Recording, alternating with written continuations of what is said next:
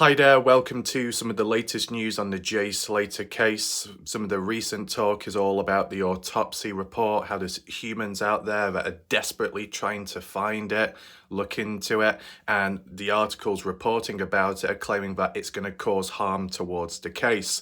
But how exactly? Is it going to slow down the process in bringing Jay from Tenerife to the UK? I mean, if that did slow down things, I don't think certain people would be complaining because it means GoFundMe would still be ongoing. That's one way of looking at it. But what we need to try and question is, what's the reasoning? Why do people want to look at the autopsy report in the first place? And then secondly, how does it harm the case? And how will that autopsy report be used to harm the case? Now, there is a new article which we're going to take a look at today and analyse. But to begin with, I just wanted to share some of my thoughts and points. So welcome to those that are watching. And if you are interested in coverage like this on the Jay Slater case, top right corner of the screen where the I symbol is, if you click on that, you'll be able to find some previous videos. Now, when it comes to the autopsy report, have we already been told the supposed cause of death? Well, the answer to that is yes. We've been told that he supposedly fell off a cliff, landed on the lower surface, far, far down, made contact with the rocks, and that's what caused the death. Was it instant, or was there a bit of time and then passing away? I'm not too sure about that. I guess it depends how extreme the injuries are. So if there's any head injuries besides just simple broken bones, what we've been told, then it could imply it was instant. And maybe that's why people want to learn more. One of the key reasons behind wanting to get hold of the autopsy.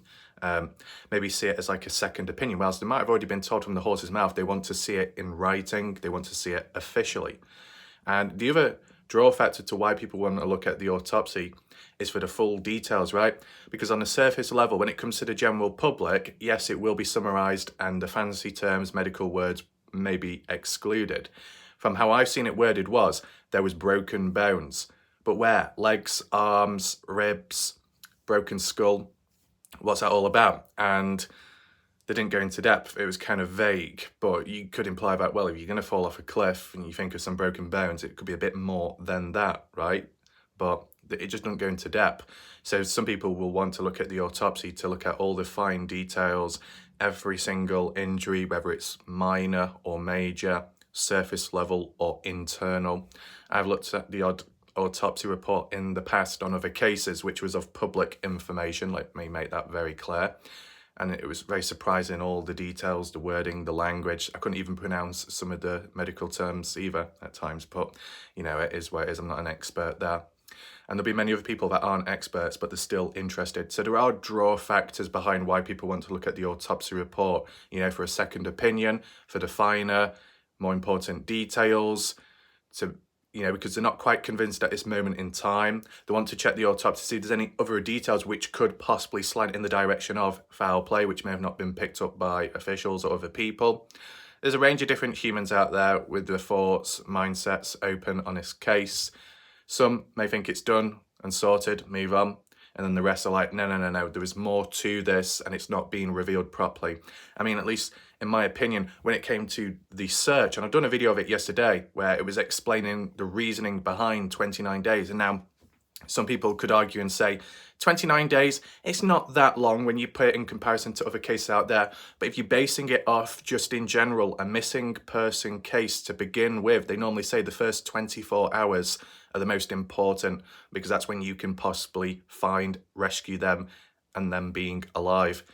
Because the longer it goes on for, the less likely they are going to be alive. You will get some miracle cases where it does work out, but as for Jay Slater, the exception there could be that, well, if he fell off a cliff on the day he was reported missing, or the day before, I should say, and he fell, if it was an instant death, well, there's not much that can be done about it. If he fell off the cliff and he was incapacitated but still somewhat alive and breathing, and if they were able to find him hours later or a day later, within that critical time period, they could have saved him. But there's no guarantee there. Though, could the autopsy report explain whether it was an instant death or a bit of a slower death? I wonder, because those details need to be cleared up, and maybe people that think the same way as me, that's another reason as to why they would want to look at the autopsy. Now, what about the access level to it, right? If articles are saying that by looking into the autopsy, these desperate people, I think it was worded in some way roughly, can harm the case and bring in Jay Slater home. But how? Is it because it's tied with the access of the autopsy being private, hard to get to, not possible? That if you was to somehow get a hold of it, but then release it publicly, there could be some kind of legal issues. I don't know personally. What I do know though is, in the past, when it's come to autopsy reports and people getting a hold of them, sometimes people have had to pay for documents and they've got arranged stuff from the courts, some papers, autopsy photos, and the likes of Zavgirl that did coverage of it on Patreon behind a paywall, showing photos, I think, of Gannon Storch, some child, I think, of autopsy with, things showing of a young individual. It got a lot of backlash. And was that autopsy and documents public to begin with? Not quite. You had to pay for it. And then once paying for it, you got access to it. Were you then allowed to post it publicly? I'm not too sure if it was legal or illegal. I mean, the only repercussion was she lost subscribers, but ever since she's bounced back and back up there again. So obviously it wasn't that big of a deal, but maybe in terms of morally speaking or how the family saw it at the time, it was very rude, insensitive and very unnecessary and inappropriate. And putting it behind a paywall as well was, not exactly a popular decision either. And I think that led to their Patreon being shut down. Now, they didn't do it on YouTube, but they did it on YouTube, their channel could have been shut down, right? So, whilst you do have the interest behind the autopsy reports, the access to them, it's not always as easy as you think to get hold of. Sometimes all you might have to do is just put in a bit of effort, search about, try and find it, go into a certain court record or whatever record system, database online you need to get hold of. In this situation, because Jay's body is still in Tenerife, and if an autopsy has been done, I'm assuming it was done in Tenerife, correct me if I'm wrong.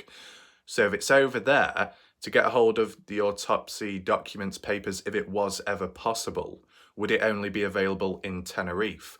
Would it ever be accessible in the UK? Do you like when you look at different websites based off the country and the access levels? Because that's the other thing. Just like with the US, you want to look at certain court documents, court papers. You don't always have access because of like third-party country not having access for legal reasons, and that's what it mentions on the pages. When you access it, you get a blank screen.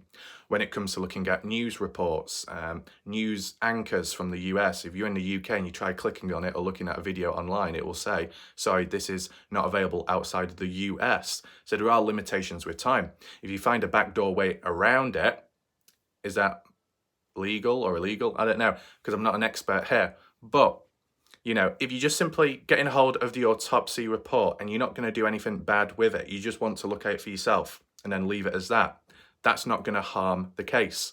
But what if you did it in another way? You got a hold of it, maybe it wasn't publicly, in the public domain. You got a hold of it, you notice some details, you decide to twist and turn the wording on the page, or you found some injuries which could be caused by something else, and then you put it out there in an official YouTube video or a TikTok video or wherever, Facebook, live stream or not, and you show the autopsy reports, and if there were any photos, show them as well, which could be a bit of a reach, right? Could be a bit inappropriate, who knows, people could report it and it could trigger humans. And while she's showing all those details of information, you're putting your theory, or as those out there like to call it, conspiracy theory, agenda, and shoving it across to try and change the narrative. That could be considered somewhat disruptive, because you could have changing the outcome. Instead of just a simple accident, you could be treating it as, this is full-on foul play. You see that injury sustained? That can only be caused by if someone was to push you. Things like that. I've seen it with other cases. Don't want to get too deep, but you'll get where I'm coming from there. Do you think that could happen? There's always a chance, right? Because you get a handful of people online. It's more so the creators, whatever platform it is, it's the creators who could have access to that stuff or get access to it. They're the ones that could be seen as a potential threat in harming the case. I'm not saying anyone exactly, but they're more likely to cause harm to a case than a member of the general public who isn't a creator, who's just a random human out there just getting access to the autopsy. What are they going to be able to do with it? Do they have all the social media accounts? Maybe, maybe not. Do they upload videos in the first place? Maybe not. Do they have the presence, backing, and an audience to put that theory, that conspiracy, that agenda across? No. So if they got access to it, they're pretty much harmless. But if a creator, if a person with an audience and a backing gets a hold of the autopsy and then presents it to the public, even if you're not supposed to, or you put across an idea or an agenda or turn it into a fact and twist the words with it publicly, yeah, more people are likely to hear and maybe believe in it. And then that could create a whole new avenue, whether it's true or false, in which then the family have got more ammunition to say, hey, look all this damage. Look at these people, look at these problematic ones. Now, me personally, I don't know who the problematic people are within this case, like when it comes to creators and others out there, and more so on TikTok, because I just don't really look, okay? I just keep to myself and just try and look at the news here and there and share my thoughts along the way based off my experience of other cases that I've covered to do with missing person cases in rural areas, and even autopsy reports along the way, and how they can be used, at least in the past, from the autopsies, what I've looked at, which was pretty limited, but I've looked at the odd one. It didn't cause any harm to the case. It just made it better and easier to understand the situations and the scenarios. It's like with the Noah Presgrove case, what they actually did, and it was in a short space of time with the autopsy report, which was actually months later being revealed to the public. So take that into mind. There is a time frame. You could argue and say with the Jay Slater case, there is a time frame there in which maybe at the moment the autopsy isn't quite accessible, but down the line it could become more accessible, and then it can be looked at publicly and whatever. But with the Noah Presgrove case, the Daily Mail did coverage of it, gave some of the details of the injury sustained to Noah's body, but also they gave like a diagram, a visual diagram of like the human body inside, and that was really good to see because, you know, if you weren't familiar with the human body or biology, you know, all the key names of the body parts, components, what they're labelled and the damage to them and how much blood was lost. That was really helpful, that really good. And it convinced people that, yes, it was probably a beatdown, that he was murdered. In terms of the Jay Slater case, do you think, and you can leave your comments down below under this video, do you think by looking at the autopsy report it will make things a lot clearer? Will it remain as an accidental death, or could it transition into more so foul play based off looking at the details? What do you think? And are you interested in looking at the autopsy report? Let me know down below. But if at any point down the line, it would be good if there was some like diagram artwork created to show visually the injuries. It doesn't have to be an actual photo of Jay's body, no, but just like a visual diagram so you could see what the body looks like, or, you know, internally due to the damage. So yeah, that's my thoughts just there. Now, we need to look at the implications of how it harms the case, and there is an article which has come on out. We need to check that and see what it's got to say about the damage. Well, here we are. The title reads, Twisted Jay Slater Sleuths Trying to Gain Access to Full Autopsy Results and Interfere with Family Flying His Body to the UK. Now, how does accessing an autopsy report lead to delays in the family flying the body back to the UK? Or is that more excuses used? And as I said, the longer the delays, the more the GoFundMe itself individually benefits, right? Give money if you can. Let's keep it going. Let's keep the momentum going. For as long as this case drags on for, the GoFundMe will probably remain open. And as I've said, humans can vote with their wallets and do what they want, but, you know, how much is enough and what will it be spent on? Because we've seen in the previous article where the mother was saying the repatriation, or whatever you call it, when they bring the body back to the country of origin, you know, where the person lives, it can cost a certain fee. But how it was worded was they've got enough funds for that, and if any more money is given in the future, that can go towards other stuff. So why are they asking for more money at this moment in time if they don't really know what it's for besides the funeral situation? Maybe they're thinking in advance just in case, but still, there's a fair few people out there that think the family are being a bit greedy. But was there anything to analyse from the title here? The fact the word twisted sleuths, that sounds a bit extreme, that, but once again, the being vague, it sounds like they're generalising all the creators, all the sleuths, all the people out there online covering the case, maybe making videos about it, they're being labelled as twisted. To be honest, if you're just simply looking at the latest news, trying to make sense of it, that's not twisted. If you're simply trying to get a hold of the autopsy report, providing it's somewhat accessible and it's somewhat in the public domain, then it's not exactly twisted. The way it can become twisted is if it was actually already happening, in which someone got a hold of the autopsy, then presented it publicly, and then put a spin and a different narrative on it, which could, change up the case or the possible cause of death, and people could be convinced by it, by the masses, and then it follows like a chain reaction there. Has that happened yet? I don't think so.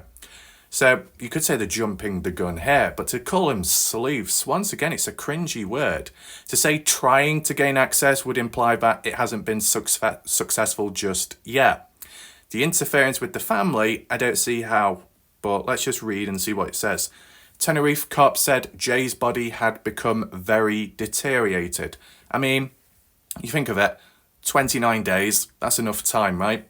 You think of the weather, the heat, the environment, yeah, dried out as well. So it goes on to say, twisted Jay Slater sleuths are trying to gain access to the teenager's autopsy results and are interfering with his family getting the body home. But how exactly? Does it actually explain? The cruel attempt to access the grim information comes as Jay's devastated family were urged not to see the teenager's body in the morgue. But did they see the body? I thought that's what the mother said she was going to do. It's like a final send-off or something, and people were advising her it'll be too, hurtful and upsetting, but she wanted to. Did that actually happen? I can't quite remember. But to call it a cruel attempt to access the grim information, is it grim information? Depends how you look at it. It could be for those that are connected with Jay Slater or care about him. But, there are other cases out there of much younger people, babies, 5-year-olds, where there's autopsy reports, and that could be considered a lot more grim and dark and messed up, etc., and photos messed up. Yeah, I get that. Or like other cases where it's even more gory and gruesome. Yeah, I get that. In this case, it could be considered grim still. To call it cruel, an attempt to look at the autopsy report, I mean, if it's just about researching and learning, you calling researching and learning education cruel and messed up? I think these people are getting ahead of themselves. What they're assuming is that anyone and everyone that wants to get a hold of the autopsy, even if it's not a public domain, but trying to get access to it, are doing it for alternative reasons, for their own agenda, to reinforce their points that there could be foul play, and to try and twist and turn it, but also present those photos online publicly, if there are any photos of Jay's body in the autopsy room, and then the family may come across it themselves and be upset by it if some of them have never seen it before and they don't want to. That would come across as like the situation with Zav Girl with Gannon Storch, where the family, I don't think, saw the body, or maybe they haven't in a while, but they didn't want to with the autopsy thing, but because it was brought back up and it was actually surfaced online publicly for the first time and people saw it, and then images were leaked and spread about, the family saw it themselves, and that's the one thing they didn't want to see out there or be reminded of or see it for the very first time. So I can understand that here in this situation, but if it's just the autopsy, no photos, just documents and papers and descriptions, it's not the end of the world. Of course, once you have access to it, there's a responsibility to use it appropriately. Maybe not everybody has that level of responsibility or control, but to call it cruel as an attempt to learn, that's just an exaggeration in my opinion, right? There's the photo of Jay. It's going down. Internet sleuths trying to get details about the dead teen's autopsy. Well, yeah, we've been told a certain story, what supposedly has happened. It'd be good to see it from the horse's mouth. It'd be good to see it in official documents and papers to truly confirm that, because not everybody is convinced or satisfied. So, those that are unsatisfied will do more to try and get an answer. What do we have here? Jay's family and friends are still in Tenerife waiting to bring Jay's body home. Now, how long can the family stay out there for, right? If they're supposed to be working but they're taking some time off, how long do they have? Just as a possible question. With that GoFundMe money, could that keep on going down for as long as the family stay out there for, to be able to afford accommodation, food, resources, etc.? Could it get to the point that If by whatever reason, whether it, as it's claimed here, that people accessing the autopsy or trying to can delay the family getting back home and having that funeral for Jay, if that delays this and that delays that, and it's a chain effect, and that they've got to stay out there longer, which means also using money to be able to afford staying out there, which means dipping into possibly the GoFundMe, won't the GoFundMe eventually go down quite a bit? And then more will be asked after that. Oh yeah, we've raised 72,000, but by the way, quite a lot of that has been used whilst we've been out here in Tenerife waiting to get back home. And whilst been waiting, we've had to use that money because we're not back at home working, so things are delayed. And now we don't have enough money now for when we get back for the funeral and this and that. Is it going to be a chain effect? Is it going to be like an endless cycle? What do you think about the situation? There's a leaflet or photo. Rest in peace, 19-year-old 19 Anos. Okay, forever young. Tributes. Deadly ravine. Okay, so this is interesting. Jay Slater's body was found near where his phone last pinged, but they didn't bother checking that particular area, supposedly. So it's kind of like mapped out roughly. Tenerife Island, Tenerife South Airport, NRG Music Festival. 11 hours distance when walking. And now we've got a very interesting little photo there, a bit of a diagram in a way, or more like a map analysis. These are nice to see, how it's all visually shown. You got Parque Road de Teno, where Jay's phone last pinged, and the ravine where Jay's body is believed to have been found. I'll be honest with you, where the ping is to where the ravine is, there's a bit of distance in between, right? That, to say it's really nearby, no it's not. There's enough distance in between that to be walking from point A to point B, okay? So I think that's a bit of bollocks, if I'll be honest with you, to say that Jay's phone pinged near to the ravine. No, there's some distance away.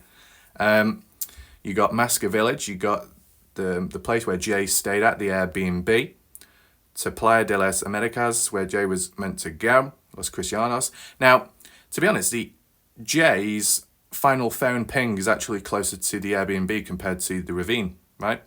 The ravine is further away, closer to the water, and obviously more inaccessible, steep, and somewhat dangerous. And supposedly it was left out because it was deemed too dangerous to search. But if you searched everywhere else and you claim that, oh, everything's been searched, let's move on, you can't, because that area hasn't been searched.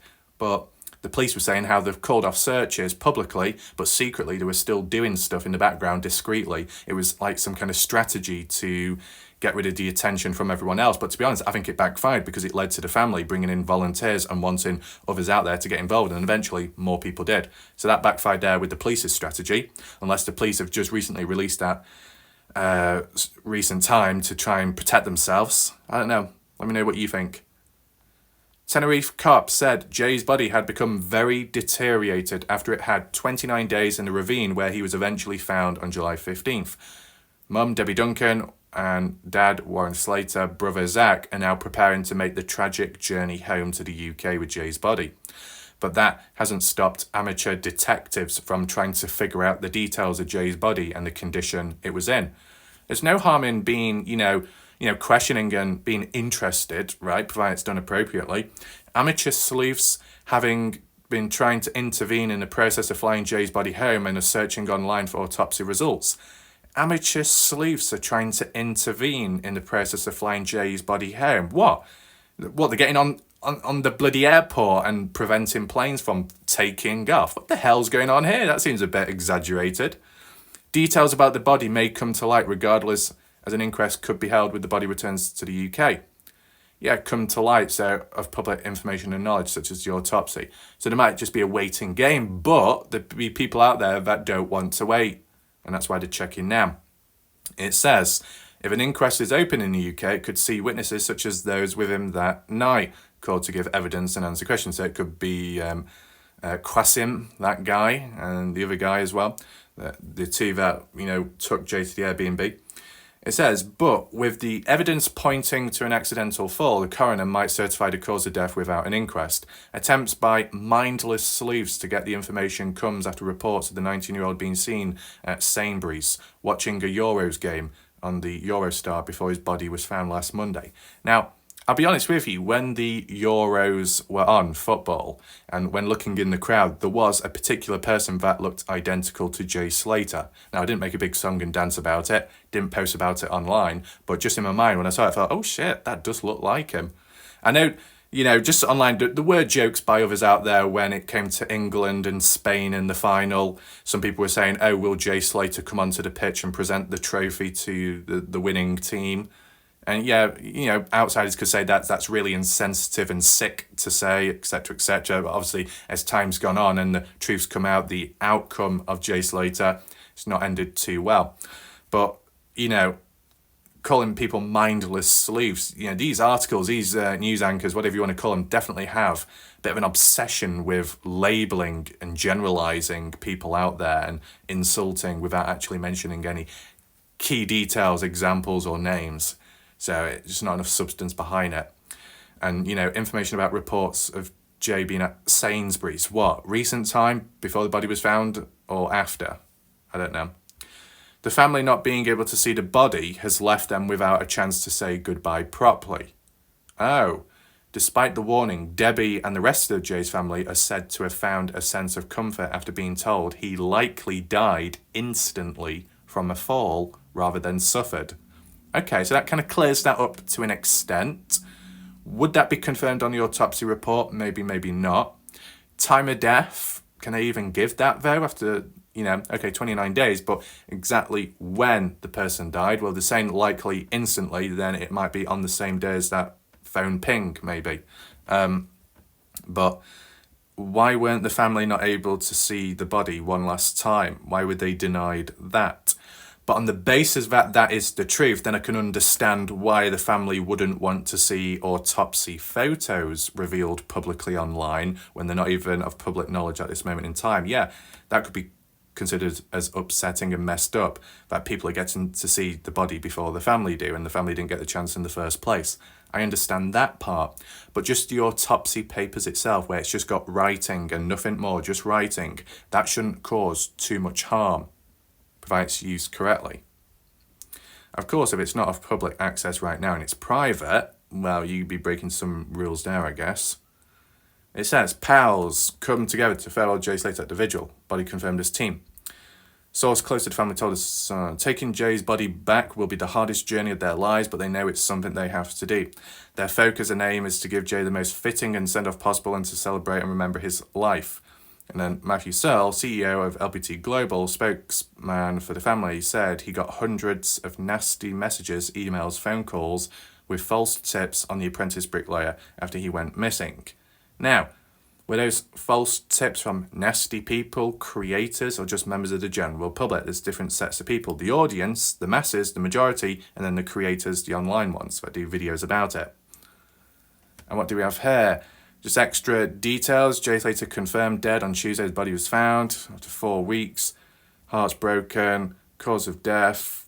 200 yards away. A bit further than that from how it looks visually on screen. Lucy Maylor paid tribute to the happiest person in the room. What is that to the GoFundMe? And all that money raised, I don't know.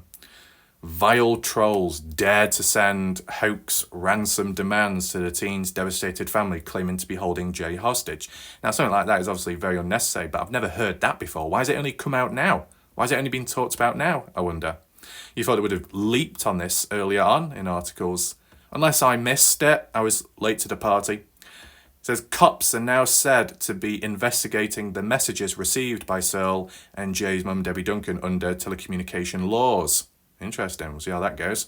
Charity boss said the trolls had slowed legitimate investigations into Jay's disappearance because he needed to follow up on every single lead. Okay, if you're following up on those leads and you're trusting in anonymous call-outs and random people out there online reaching out digitally and you're taking them seriously, I can understand that because there might come a time where you do brush it aside and it turns out to be genuine compared to all the fake BS along the way. I get that. You got to take each one seriously and that can take time. It can slow things down. If you're told to search over here when you should be going over there, it's wasted time. and it just delays everything. I do understand that, and it is problematic. But in terms of how the articles were wording it in the past, it was stating that the creators, the ones that make videos online, are the ones that are causing all this problems and the slowdown and stuff. But actually, if it's down to telecommunication, messages, text messages, emails, well, that's away from social media, right? So it wouldn't be the creators then if it's just members of the general public deciding to mess about. So, you got to split the group of people about. You got the audience, you got the general public, the masses of people, in which some could be problematic. And then you've got the creators who can be problematic. I don't know who exactly, but can be at times. But they've got more responsibility. They've got an audience. They've got a following. They've got to take things more seriously. They don't always reach out in the background with false leads, not always, but members of the general public who haven't got anything to lose, they are more likely to do so, okay?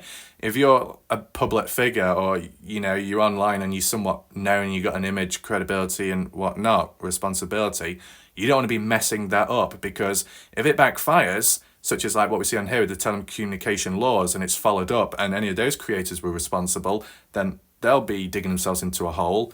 They might lose the audience, they might lose the channel, things like that. So depends what position you're in. If you've got nothing to lose, you can be more reckless, and maybe that's like how it is, people messaging. But the articles don't really help. They're just as bad in how the word thing, it's poor language used.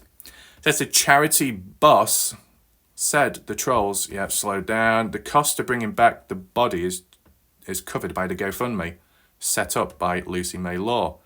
Right, and supposedly there's enough money for it anyway. But the fundraiser has skyrocketed past 70,000. I think it's like nearly 72,000 now, and more than 5,600. It's now 5.7k donations. It reached 60,000 in an outpouring of support in the days after Jay's body was found. It's just like another burst, as you would expect, has continued to rise ever since. For as long as the GoFundMe remains open, it'll just keep going up and up and up, really. But will the title of the GoFundMe change or be edited? I don't know. Debbie announced in a heartfelt statement with the fundraiser, we want to give our boy the proper send-off he deserves. And we've seen that before. Web bullies have criticised Debbie and other members of the family for encouraging people to donate to the page even after Jay was found. Web bullies. Oh my God, what is it with this childish playground type language? Web bullies. It sounds like really high-pitched voice, what someone would word it as. Not bullies, it's just people being skeptical and questioning how much money is enough. And if money's well spent, then 70,000, 50,000, 30,000 would be more than enough at the suitable time. And ever since, whilst yes, it has gone up for other cost for the future with the funeral and stuff, well, how the mother was wording it in a previous article, it was quoted that we've got enough at this moment in time, but for the future, if needed, more can go to elsewhere. So, what really is the situation? But as I said, the longer they stay out there for, they've got to be able to afford accommodation, food and all that in some way. And if they're dipping into the GoFundMe, well, that's just going to keep going down. For how long for? I wonder. And then more money may be asked afterwards, right?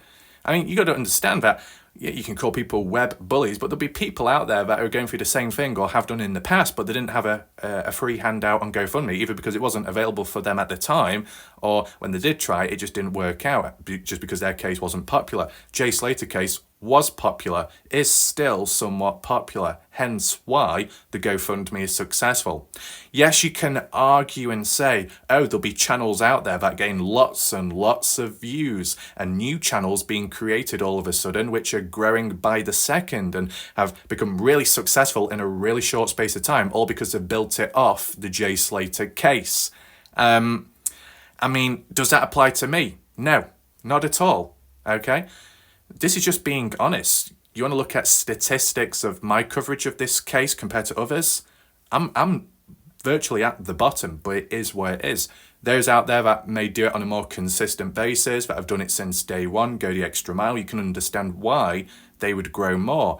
And just the case itself, anytime, any place, anywhere, if you cover a trending topic, it could receive some traction on your own channel. It depends the quality of your own video. I'm not going to claim that my videos are the best of the best, they're far from that, but You know, I am balancing it out, covering other cases out there, because I'm full on locked in on another case out there, which is nowhere near as popular, right? So I've got the balancing act of looking at a popular case here and there, but more so looking at the less popular cases and keeping them alive. Because from the looks of this, without my presence, this case definitely is kept alive, just in general, by people and creators, right? But you know, when you get the criticisms of, oh, you got these people doing videos over and over again of the case and they've built the channel off of that particular case. I mean, the only counterpoint is you got to start somewhere, right?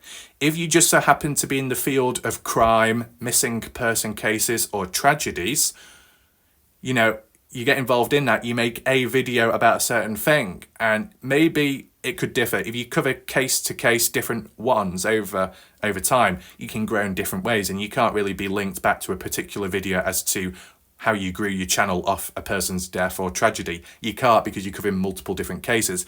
But if you're the type of channel that looks at one case at a time for a long length and period, and you build traction along the way, yeah, you could be criticized for growing and establishing yourself on YouTube and getting the perks along the way, whatever you want to call it, all because of one case and a tragedy. But it's just that unfortunate, you know, that unfortunate situation of, you got to start somewhere. If you're interested in that topic and that scenario, and you do better covering one case at a time, you will grow. It just happens, right?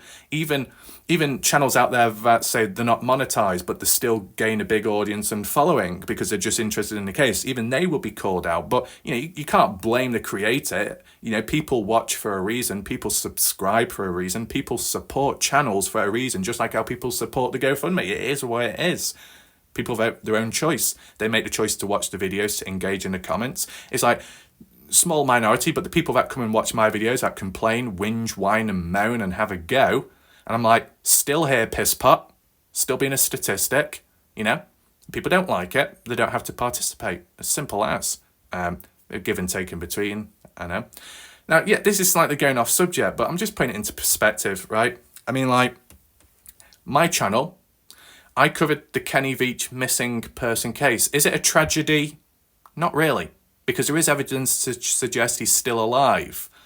His body hasn't been found in the desert, seen as a missing person. My channel started growing because I covered that case, but ever since I've moved on to other cases as well, true crime too. So yeah, you could say the origins of my channel's growth was because of the Kenny Veach case, but I have expanded since. While I was covering the Jay Slater case, covered it, and you may wonder why.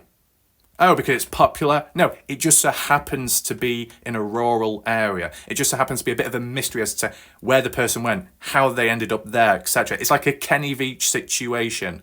And if I'm interested in a Kenny Veach case, things that are similar in characteristics to this, well, I'm going to be interested in, and I just happen to cover.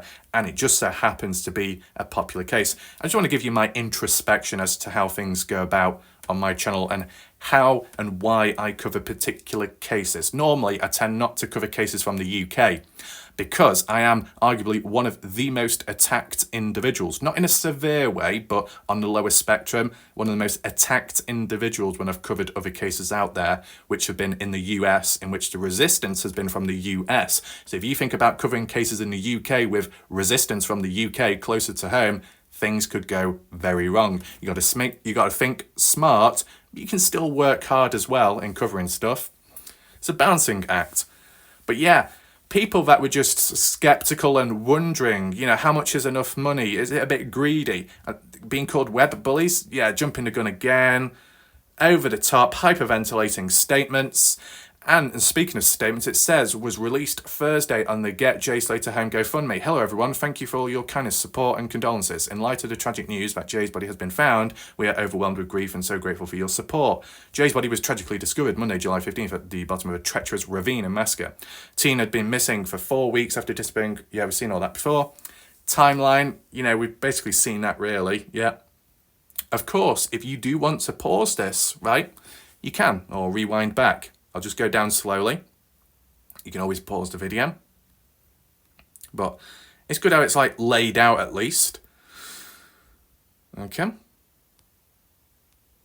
And that appears to be it. After reading that article, I would say it didn't really explain as to how exactly looking at an autopsy would slow down or delay or harm the case. You could say emotionally, though, because the family supposedly didn't see Jay's body one last time, if the photos of the autopsy were revealed, that could be very hurtful towards them and inappropriate. I get that. But in terms of the autopsy documents, you know, the actual descriptions, details, damage sustained, it didn't exactly say how that would harm or impact the case. So again, generalizing, but being vague at the same time. Pretty pathetic, if I'll be honest with you.